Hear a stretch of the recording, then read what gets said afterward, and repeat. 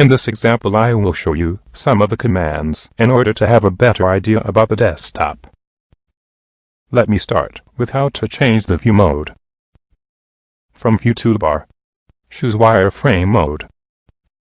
As you see, the part is represented by the wireframes. OK then. Now select Shade with Edges. As you see, you can change to any mode you want. OK then. Let's see how to hide and show the elements. Right-click Sketch 3, for instance. Choose Hide Show command. As you see, Sketch 3 is disappeared. In fact, Sketch 3 has moved now to the non-visible space. OK then. Let's see how to access this space. Then, click Swap Visible Space icon. You can see all the hidden elements are shown in the non-visible space. Select Sketch 3 and click Hide Show icon. You see now, Sketch 3 is disappeared. To go back to the standard visible space, then one more time, click the Swap icon. OK then. Let me summarize the hidden show status for you. Every element is on show will be in the visible space, while the hidden elements will go to the non-visible one. We can swap these two spaces by clicking the Swap Visible Space icon. And to apply the hidden show command, we can use either the icon or the right-click method. OK then. Now, let me show you some of the compass functions. In the compass, click Z. As you see, now we have view from Z direction. Let's do the same for X and Y.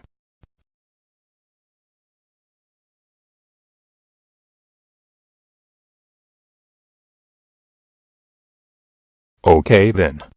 Let's go back to the isometric view. Then click the Isometric View icon. OK then.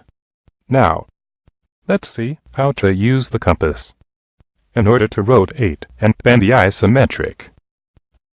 Then grab the compass from one of its curves and rotate it.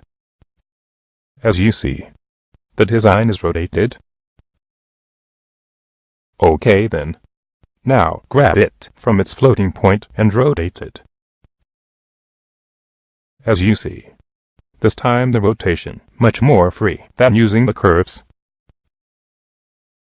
OK then. Grab the compass from one of its lines and move it.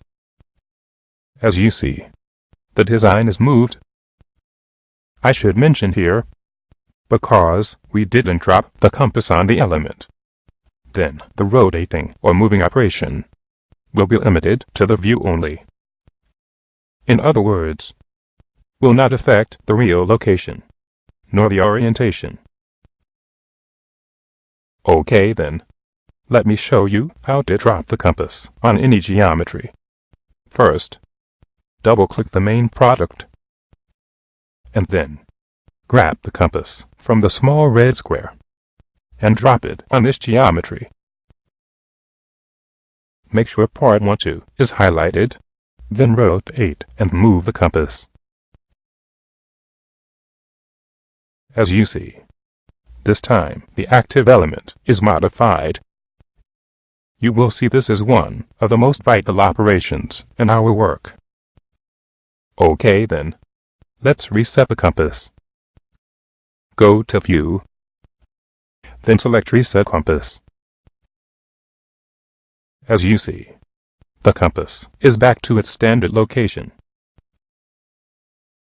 OK then. Now, let's create more than one view. Click the multi-view icon. As you see, we got 4 views. To activate any one of them, then just click inside the required view. To go back to the single view design, then one more time, click the multi-view icon. Okay then. Now let me show you how to zoom in and out. Click zoom in icon many times. As you see, the design has been zoomed in. Now, click zoom out 2-3 times. You can see the design is zoomed out. Okay then. Let's fit all the design in the screen. Then click fit all in icon. Okay then. We have rotated the geometry by using the compass. Now, let's rotate it using the rotate icon. Click rotate icon. Grab the screen from any point and rotate it. In the next few examples, I will show you more practical ways for these operations. Now, as you see, we have the geometry area to display the design. Also, we have the specification tree, which represent all the steps you have done to build this design. In fact, the specification tree will be used extensively in most of our work. This tree will get bigger and bigger as we do more operations. You can hide and show it by clicking the F3 key. Then click F3. You see now, the tree has disappeared. To display it again, click F3 one more time. Okay then. Now let me show you how to zoom the tree in and out. First, click on the vertical line of the tree. As you see, the geometry area is deactivated. Now zoom in or out. Okay then. Don't forget to click again on the tree line to activate the geometry. Now let's go inside the sketcher. Double-click Sketch 3. Let's rotate the sketch using one of the previous methods.